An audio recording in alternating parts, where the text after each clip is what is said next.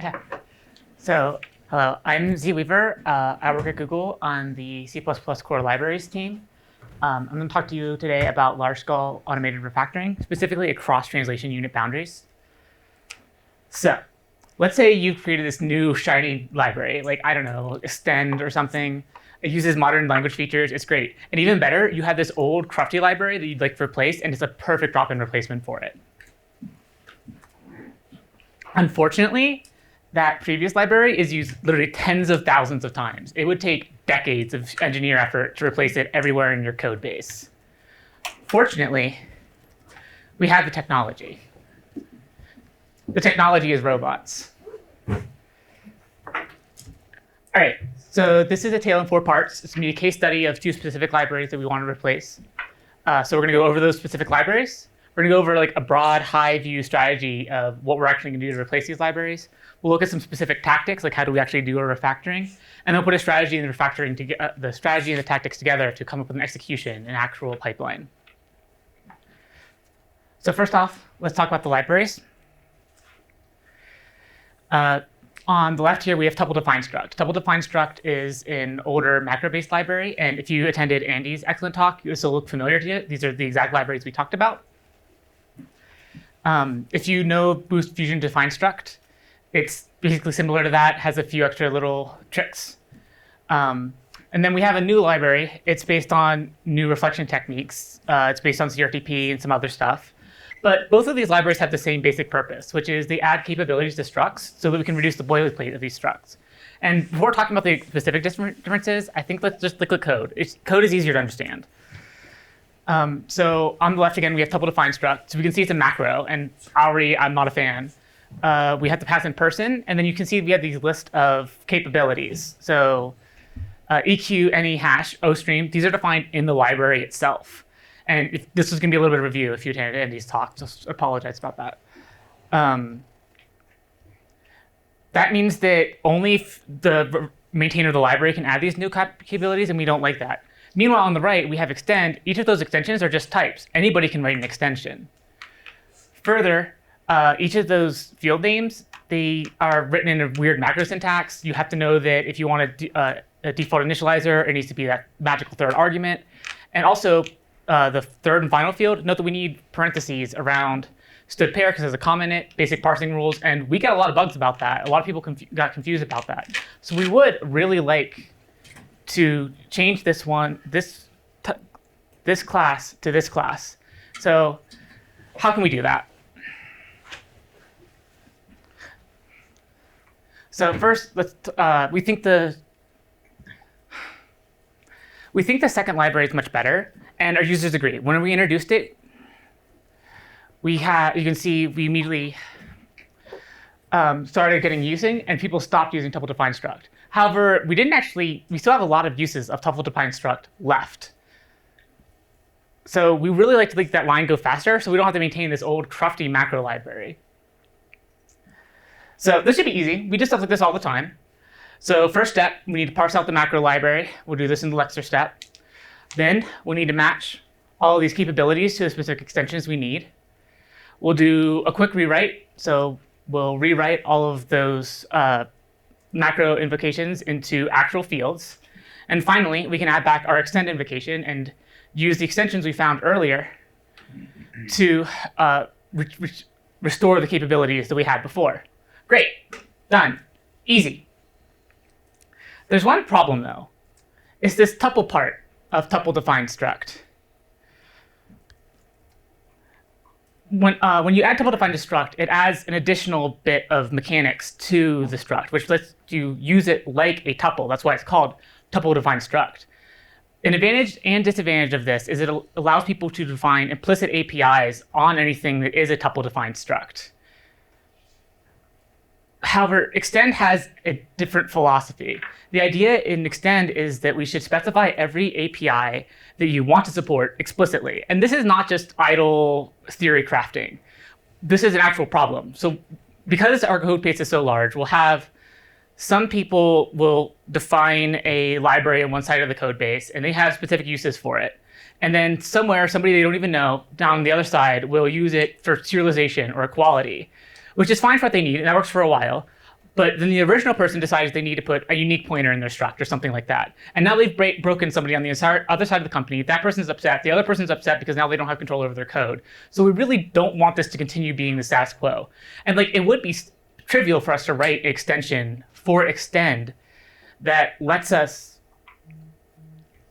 like restore the capability of subtly bind struct, but we're explicitly deciding not to do that. And that is a philosophy decision. However, there are two common libraries that we do need to support. These are used all throughout the library, and they rely on this TDS support. First is our serialization library. This relies on tuple-defined structs, so anything that looks like a tuple can be serialized, assuming that its fields can be serialized. And similar for SQL row extension. Whenever we're hydrating SQL data into our C++ library, we use an extension that's based on tuple-defined struct. And these are pervasive throughout the company, and if we stopped and ended support for this whenever we converted to GTL extend, we'd have a lot of unhappy customers. The question is, how do we figure out if these APIs are used, right? Because these APIs are necessarily going to be used in the same translation unit that we're going to find the initial edit for tuple-defined struct in. And we need to know if it's used at all to add these extensions to our class where we have that list of extensions that we need. There's also another problem, which is aggregate initialization. So aggregate initialization is pretty commonly used for structs, even for these like ad hoc structs. Tuple-defined struct, this works fine. However, for extend, this adds a base class. So with base classes, we need to initialize that. So that means whenever we convert to extend, all of our aggregate initializers across the code base, anywhere in the code base, could break. And again, we'll get a lot of angry messages, and we don't want that. So if we fix this, we have two choices. We can just manually initialize the base class, or we can use designated initializers. Designated initializers are the path we went with. We have the names already there. It matches a style that we already recommend to Google. So we went with designated initializers as our solution for this. However, we have the same core problem here. Since these designated initializer conversions could happen anywhere, we need to make sure that they happen in the same patch. Otherwise, we will convert just some of the patches and people will be like, why am I getting converted to designated initializers? Or we'll convert just the header and then we'll have those breakages and we'll get a bunch of angry emails. So we need a way to aggregate all of these changes together into a single patch. In both cases, it's the same answer. We need to reason across translation units. Single cross-translation unit refactoring just doesn't cut it for us anymore. All right, so let's talk about a high-level strategy. First thing to note is we're not the first people to reason across translation units. There's a lot of prior work in this space. Clang already has a library for it. You can see it here. It's used in this repository. There's been some discourse on the LLVM board about how can we use project-level knowledge for Clang tidies. And some of the popular IDEs like Microsoft Visual Studio and CLion allow you to do function parameter refactoring, which has to be across translation units. The problem is, this is Google. That's not going to cut it for us. We need to do this at scale. That means that we can't make the assumption that all of these other previous work used, which means we can compile the things on a single machine. If we try to do that, it would take days to compile our entire code base. It's like Andy's laughing. It would take a lot more than days. And by the time we actually manage to do our deductions, the code base will have changed out from under us. So all the edits that we generate won't be valid anymore. So we need a distributed approach to cross-TU refactoring. Fortunately, we already do a lot of large-scale automated refactoring. In fact, we've been doing this for almost a decade. Chandler gave a talk at the LLVM conference, like I think 2013. And we've had a lot of practice with it since then.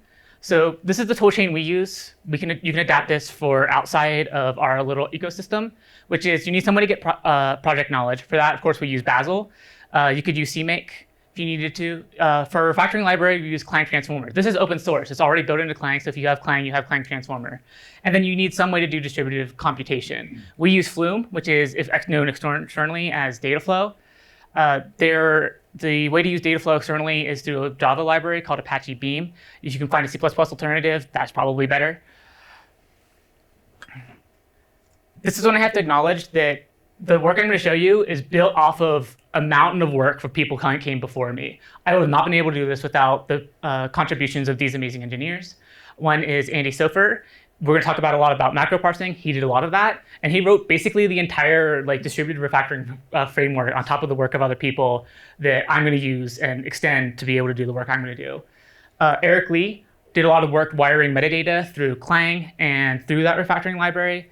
And Yitzi wrote Clang Transformer, or at least the start of it. So if without any of this work, I would not have been able to do what I'm about to do. All right. So I think it's useful to look at the typical approach that we've used for refactoring up until this point. So we have our collection of translation units loaded from the code base. We put each of these translation units into its own instance of Clang tools. This will generate a bunch of edits. We union all those edits together, and then we use downstream tools to apply these edits to the code base. But what I want you to notice is how parallel all of this is. Each translation unit goes into its own Clang tool, produces its own edits, and we only put them together at the end, and even then that's a union. There's no communication between any of these aspects of the pipeline at all. So how do we fix that? We need some way to propagate knowledge across translation units, across Clang tools. So how do we get the information where we need? A first choice might be to just generate the knowledge first, join them back onto the translation units. And so now we have translation units plus the metadata that we need. And then we'll apply a second round of Clang tools, which will have that metadata, and then we can produce the proper edits. There's a problem with this, though. Each of these instances of running Clang tools is expensive. It takes on the order of hours to run this, and now we're doing it twice. Again, if we don't run this fast enough, the code base is going to get out of sync, and all of our edits are not going to be useful. Instead, we took a single phrase approach. Note that we're not actually producing full edits this time. Now we're only producing partial edits. We can't apply these to code base because we don't have information to actually figure out what they should be yet. However, we can generate knowledge at the same time. Then, once we have this metadata, we can extract a key from it, sort by the key, so we're basically grouping all of these edits together by the struct that they apply to. And then we'll do post-processing. So we'll edit our edits. And then once we have that, we'll have complete edits that we can then send out to the code base. Great.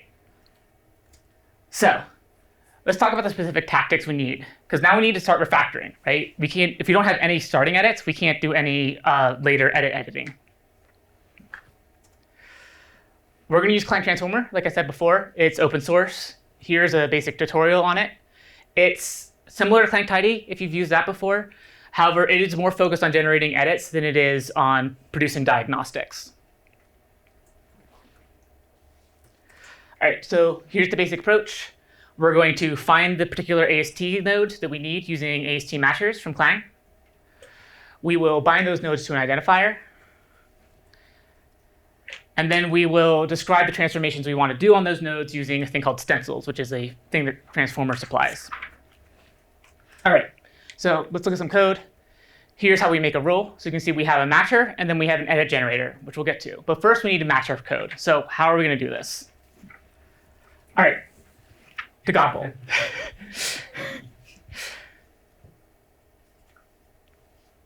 Over here. There we go. OK. Oh, boy, this is a different aspect ratio. All right, so over here, we have some playground code. So here's the target macro. We have some structs we don't want to hit. So here's some stuff. There's a manual one. And then here's the thing we actually want to do. And so for those who are unfamiliar with actually producing Clang tidies, here's the AST. You can get this from just clicking on an AST viewer in Godbolt if you want to. And so here we are. So let's go down. This is our target one. So if Godbolt's amazing. So if we're over here and we highlight it, it'll show us here's our target. And we can get a bunch of information about it. So there's our target definition. And then we have a matcher down here.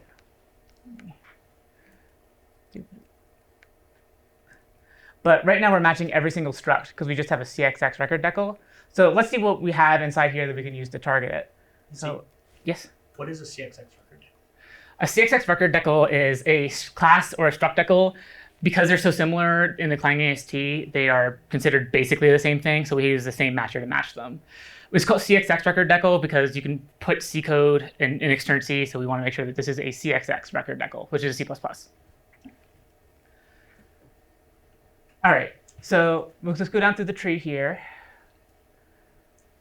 So here we have a friend decal, and then we have a function decal, which is what we expect from, because this is what we have in our macro. So that's what we're looking for. So we're going to see, all right, we just want to match the things that have a friend decal. So we say has a friend decal. All right. And here we go. So now we have an updated list of matches.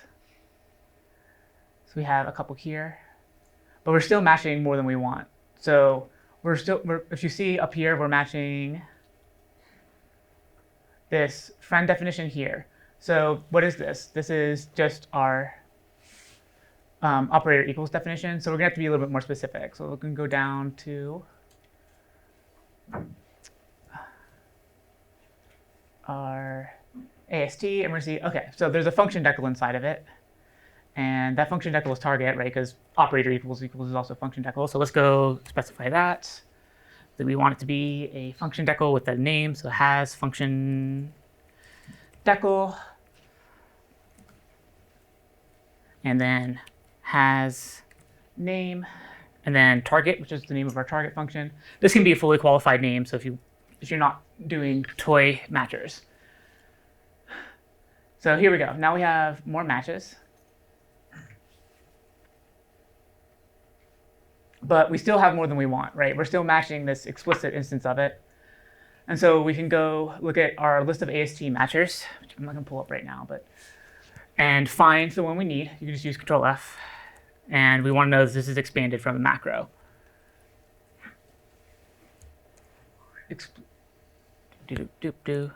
So that we get the specific one that we want.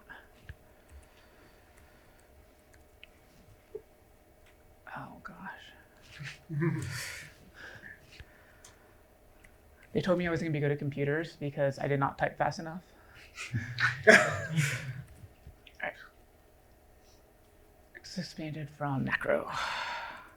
So it's going to tell us all of the errors that we have it down here. Oh, no. Oh.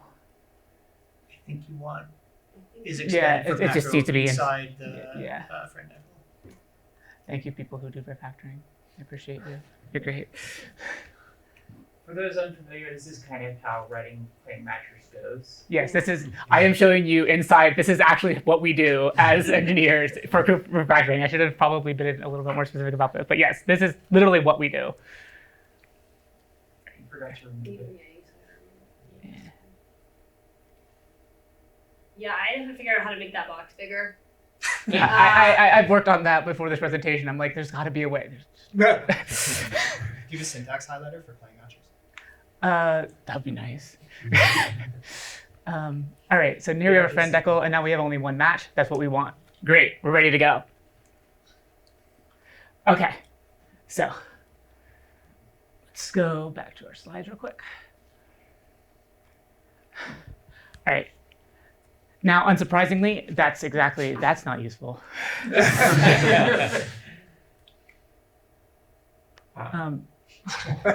Please don't do that. There you go. Nope, I got that. So here is our. So now we need to match up with a define struct. So we're going to take all the skills that we just learned, and we're going to go work with that. So here's what we have, very similar to what we had before. So let's look at the expansion of it. There's going to be some macro gibberish. We're going to have a very similar macro tuple tag like we just saw. We're going to be a very similar AST. And then we can write our matcher. This is basically the matcher we just developed it, except this is for our specific use case. Now we need to talk about stencils. Stencils have their own DSL. So this would be a stencil that if we wanted to rename a container according to the first name, so like if the first field of the container was name, this would rename it to name container. This is how you would normally use stencils, and this covers most of the cases you want for refactoring. However, we have to parse a macro, and macro happens at the lecture level, which is not something we can do with AST transformers. So we're going to have to write our own stencil. So what even is a stencil? Well, it's just this edit generator type. This edit generator is just a match consumer, which is just a function that returns a type from a match result. So now we have these match results. We just need to write a function that returns a vector of edits from our match result. So we'll do that. But first of all, we need to know what an edit is. And edit's really simple. It's just a source range, so a location in a file, and then the string we want to replace it with. So this is a range of locations. We're going to be working with the Lexer label, so we're going to be working with tokens. Fortunately, it's really easy to get our source range from tokens. This is the invocation. All right, so now we know how to get edits from tokens. So now we have to actually do the lexing. So again, we're getting a match result. We're going to bind our node. We'll see that in a second. And once we have that bound node, we're going to pull it out and get a CXX record decal. Now we're working in C++. Now we can get some traction. We also need a lexer. So we know where the struct decal is. It has that information inside of it. So when we initialize the lexer, we can initialize it at an offset at where that record decal is, and then we can start searching. So we're going to look for all the tokens until we have a macro invocation token that is the macro we're looking for, so tuple-defined struct. We're going to throw all of that data parsing into a data structure, and then we're going to go over that data structure for each of the thing in it. We're going to create an edit. I'm going to skip over some of the details because in interest of time, but that's the basic shape of the algorithm. All right, so now we can put this together in a rule. We'll use that make rule like we saw earlier. This will produce a rewrite rule, which you can use in existing tooling. And we also need to make sure that the thing we match in TDS matcher is a definition, right? We don't want to match a forward declaration. We don't want to match a class instantiation. We need to make sure that it is a definition, and then we'll bind that. And once we've bound that, we can apply our custom stencil, and we're ready to go. All right, next. Next, we need to detect all of these implicit references, like I was talking about earlier. Fortunately, we only have to worry about this for serialize and SQL row. For any of these generic interfaces, it's going to be a template. That means that if we want to find them, we just have to look for a template instantiation that instantiates on tuple-defined struct. We already have a matcher for tuple-defined struct, so we just need to parse that out. It should be pretty easy. So that's exactly what we did. Note that an API can have multiple instantiations, right? So we can think about serialize as a little bit clearer, right? We'll have an encode and a decode. So we don't want to have to match each of those individually. Fortunately, most of these libraries have like an inner type that we actually use to parse things out into a tuple. And so we'll target that type, and then we'll see if there's an instantiation of that. If there's an instantiation of that, then we know that we have a use of this API on a tuple-defined struct, and we can produce metadata for that. We're actually going to produce any edits because it should be fine. Once we add the extension, all of this code is already templated on that and will work. All right, next. Next, we need to do aggregate initialization. So again, we're trying to convert aggregate initialization to these designated initializer structs or invocations. So let's just look at a perfect example. So here's person. We are using an aggregate initialization. Let's look at the AST like before. So we have this init list expression, and then we have some initializer expressions. So that's pretty simple. We'll write a matcher for that. Sorry. Pretty simple. We do this a lot. This is my job. So the one thing to notice is, oh, for flip's sake.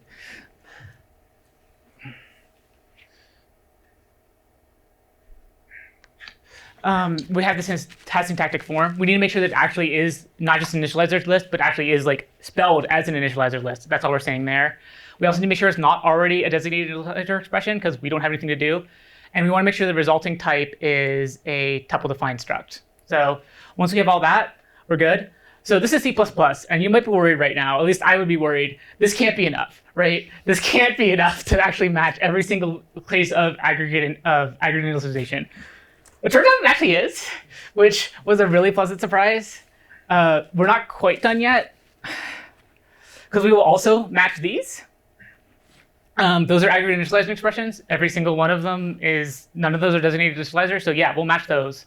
But we don't actually have to care about making any edits to those. And we don't want to have to match, mix them in with everything else. So we need some way to ignore them. So this is this unless all inits.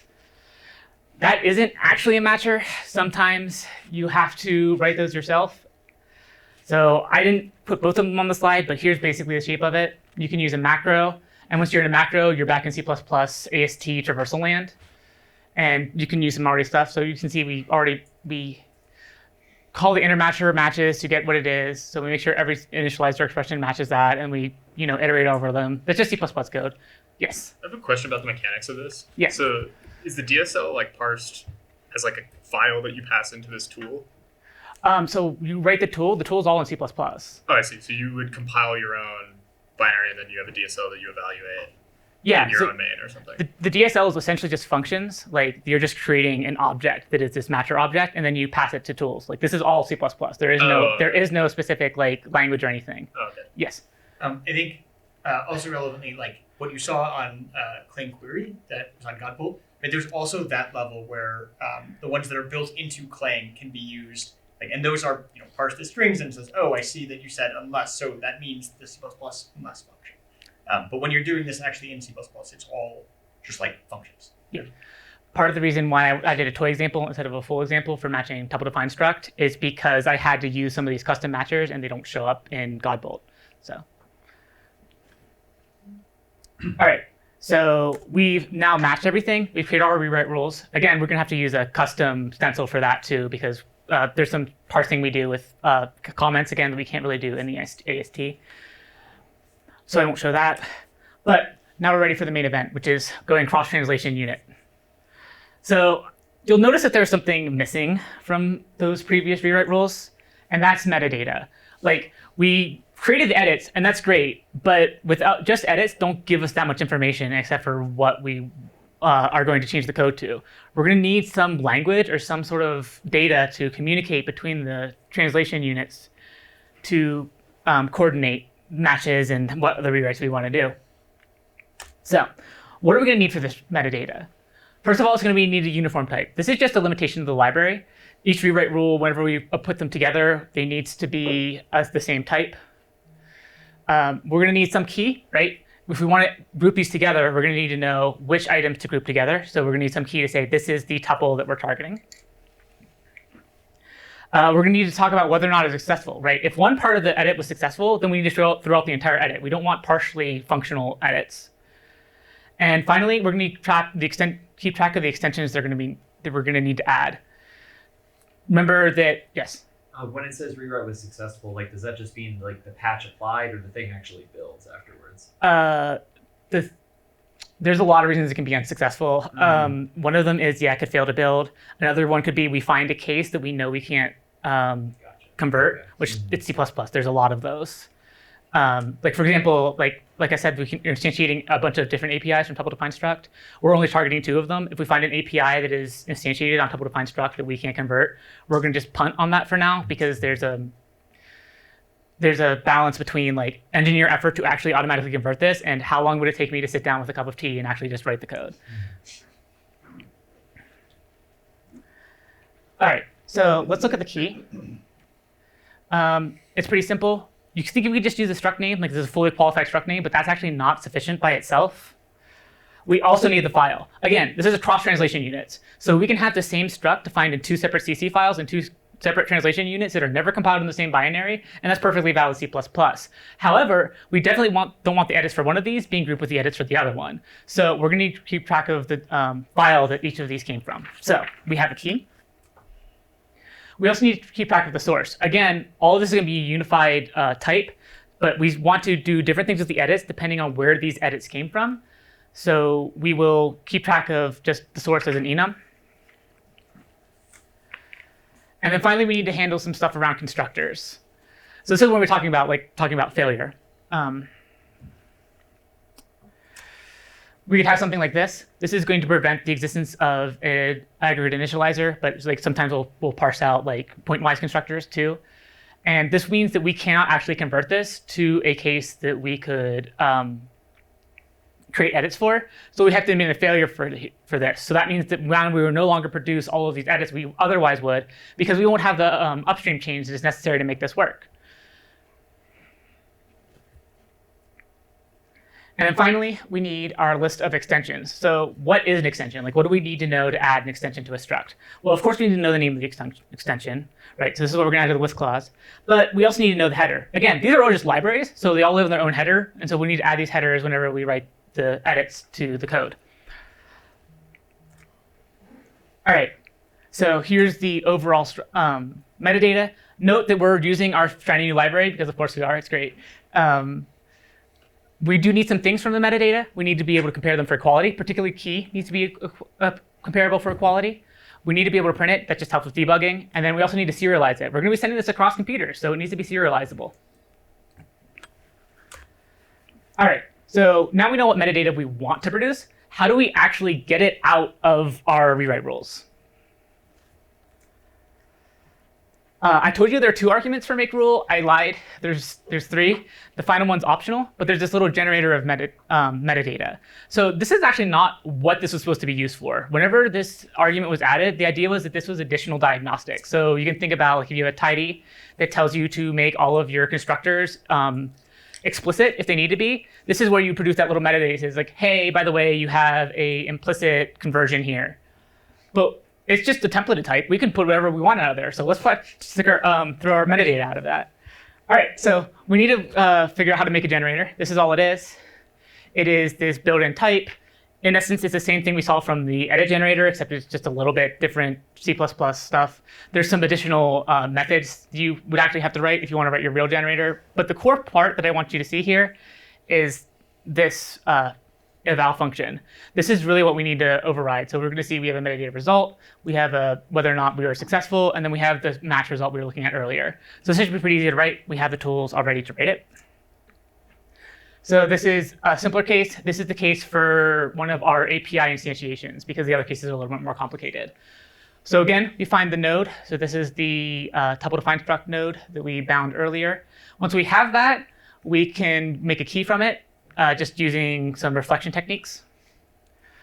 Then we say the source is k-serialized. That's where it's coming from. And now we have a proper result. So we can just return error success because LLVM is good at naming things. And that means that we have our generator. So we need to put this all together. So this is like a lot of code in one slide, but I promise it's like this is all code we've basically already written. And I'm just going to point out the parts that are different. So we just figured out how to write one generator. We're going to write all those generators for all of the cases we have. So that's what these generators are here. And then you're also going to see that we're going to produce a rewrite rule with, and then we're going to have the tuple define struct metadata is going to come out. You also note this apply first function. Again, we only want to apply Clang tools once. Before, we had 4 separate Clang tools, which meant 4 separate runs, which means a lot of time and a lot of distributed computation effort. With apply first, we can sort of create a union of these. So normally what it does is it finds the first matcher to be successful and then applies that edit. However, since all of our matchers are disjoint, they all match different things, this is essentially just a disjunction. So whichever of these matches first. The advantage is that we can run it over the code at the same time. All right, so now we're ready to do some post-processing. We have the edits, we have the metadata. Now we need to take all of those things and put it together and actually produce a valid edit. So here's the pseudocode. Again, like the actual thing is like pages of code that I don't want to go over. So let's just look at the general gist of what we did. The first thing we want to do is we want to aggregate all of our edits together into a single patch. So we create a patch here. And then we'll merge each of those individual edits, which have become patches, to our local code, and then we'll return that final patch. We will also similarly aggregate the metadata. One thing I want to point out here is that we're going to have a switch on the source. So depending on the source, we're going to modify data differently. And this will create a data structure which aggregates all of the information, all the metadata we learned so far. And once we have those 2 pieces, we can determine whether or not we actually have a valid patch. So if we encountered an error case or something like that, this is where we would bail out. And if we have a valid case, then we can actually edit our final patch based on the metadata that we aggregated. Again, this is just data. So we can just use basic C++ data techniques. So this is just a list of edits. We go look for the edit we need. We replace all the extensions in there, and we're done. So I find it easier to think about things in terms of like actual, oh shoot, got ahead of myself. All right. So now we have the pieces we need. Now we need to actually build a pipeline. So here's, again, a little bit of pseudocode for what that pipeline actually looks like. This is in data flow code. So I'll recall you this. Here's our strategy. Here's the code. Let's see. All right. So again, first, Loader translation units, just like we said. Next, we're going to use the code that some of my coworkers developed and produce these edits plus rewrite rules. So we're going to run the Clang tool now. Now we have patches with metadata in it. So we need to project out the key that we developed earlier. And now we can do a group. So now we're going to group all of the edits that apply to the same struct together. And then finally, we get the values out because we don't need the key anymore. And we can do post-processing. Post-processing will produce valid patches that we can then send to downstream code, and we're done. Again, I find it easier to think in terms of an example because that code can be a little bit dense. So here's our target tuple-defined struct. We will run our tools over it, and we will get a nice edit. Note this isn't a complete edit, right? This isn't actually valid C++ code. Placeholder is not valid C++ syntax. It's not a complete edit yet. We will also generate all of the metadata we need. So we have our extensions. We have the key, which is the person and the file it's defined in, the source. And this was successful. We didn't have any weird constructors. There wasn't any weird edge cases for the tuple-defined struct. So we're good to go. Next, we do have an instantiation of one of our APIs. Somebody serialized person. So this is an actual use of it. This is like the front user-facing API. This will produce metadata.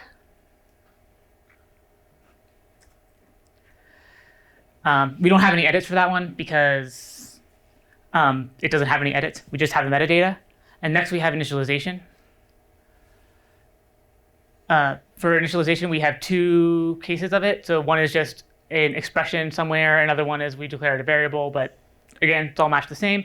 The important thing I want to point out is these are two CC files. That means they will never be in the same translation unit, just unless something really weird is happening. But if you're including a CC file, I don't want to talk to you anymore.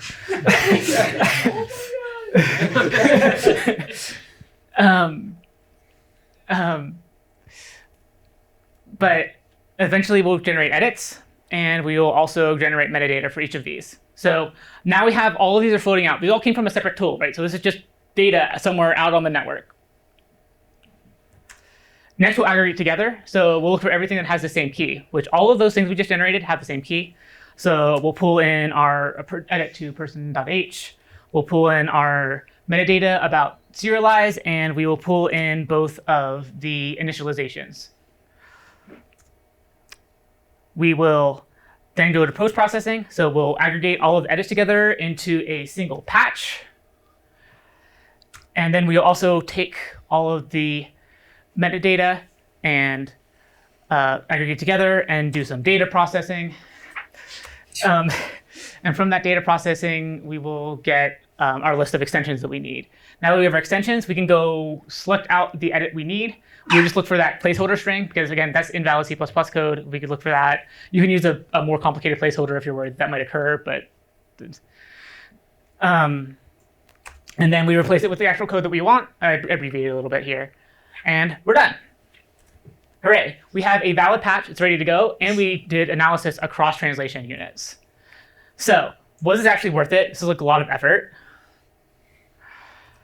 I'd say so. So this was just the natural drop, and then this is when we started running the pipeline. The only reason it started shallowing out there is just because I wasn't running the pipeline. We have like a bunch of recall. We have basically this much recall right now, and we're probably going to get this lower as we cover some more of the edge cases. So I definitely think we're going to get those lines to cross here pretty soon. All right, I have like 4 minutes for questions if you have any questions. Yes? Yeah, so we talked about how it's crucial that you have a complete patch set so that you can apply it atomically. Yeah. And then, not cause compilation errors. But I'm assuming that, as someone that also writes matchers and like does these refactorings, that you'll have a couple of cases that didn't quite work out. Like, how did you remedy those? Like, did you fix them manually? Did you add edits manually? Like, I'm not sure. Like if we detected a problem, we would have eliminated that in the post-processing phase. Like, we would have found something that's like. You would have just skipped it. Okay, Yeah, okay. we just chuck them out because eventually there's that long tail of refactoring that you have to use humans to do anyway. The goal is to get the robots to do the bulk of the work. Yes. Patches, I assume a human looks at them at the end. before they get committed, or is it automatic committed? Yeah, a human looks at them. There's a process for it. I'm not sure how much we're allowed to talk about. A robot sends them out, and a human LGTN. Yeah. Sorry. Yes. I mean, Okay. I can answer that. We tend not to send these to a local owner of the code in a lot of circumstances because they don't have any interesting decisions to make. And so we have people who have sort of global approval across the entire code base. And for something like this that we're pretty confident in, it goes to them. And so there's a human that looks at every single change across the code base. But it's typically the same human is looking at many of these.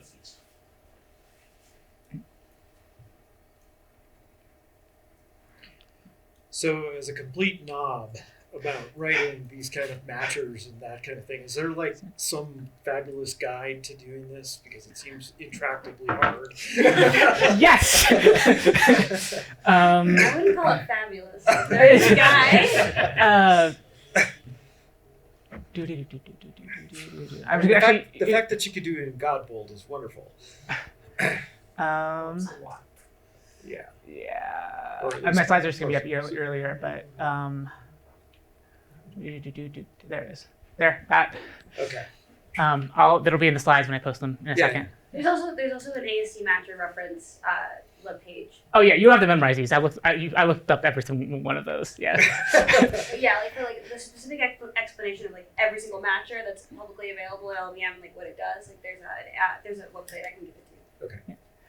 In my experience, it's definitely the case if you end up very familiar with the specific types of Clang AST over time. Okay. Okay. Yeah, I've also found that just if you do what you were starting with, where you just dump the whole AST, usually the matcher has a fairly similar name for what you're actually seeing in the AST. Yeah. Seems like we could get an AI to write these for us. Just saying. AIs tend to require a bunch of exemplars, so you need a way to produce a bunch of exemplars, which. Uh-huh. Yeah. Also, they require correct documentation, which Clang is famous for having good documentation. Yeah, I think that there's application for AI there. I don't think we're quite there yet, but I do think there's an application here. Any other questions? For the scenarios where you had to check something out, what did you find was the most prevalent issue? So if we go back to the beginning, one of the things we spent a lot of time was, no, there we go. Here, people did a lot of clever things with comments to get it to format correctly, and we had to remove all of those comments. And people were very, very, very creative. And it's a macro, and people were infinitely creative with macros. I have learned a bunch of things you can do with macros I never knew before. Yes. Very relevantly, comments are not part of Clang's AST. Yes. And so you cannot say has comment whatever that you would in a matcher. You need to jump out to lexing and finding those tokens and then determining whether or not that comment is important, which is hard. Again, write your own parser. Yes. So you said you compile your own tool for this, right? With all of your extensions. Yes. Does this mean that you have one tool that is used across the whole firm that everyone merges their custom change sets into? At my firm, we have teams that work on different projects, and they might want to write their own.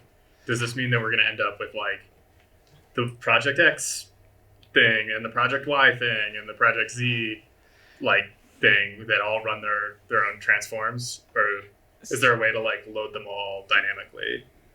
So at Google, we're spoiled with a monorepo, so everybody's on the same tooling. Yeah.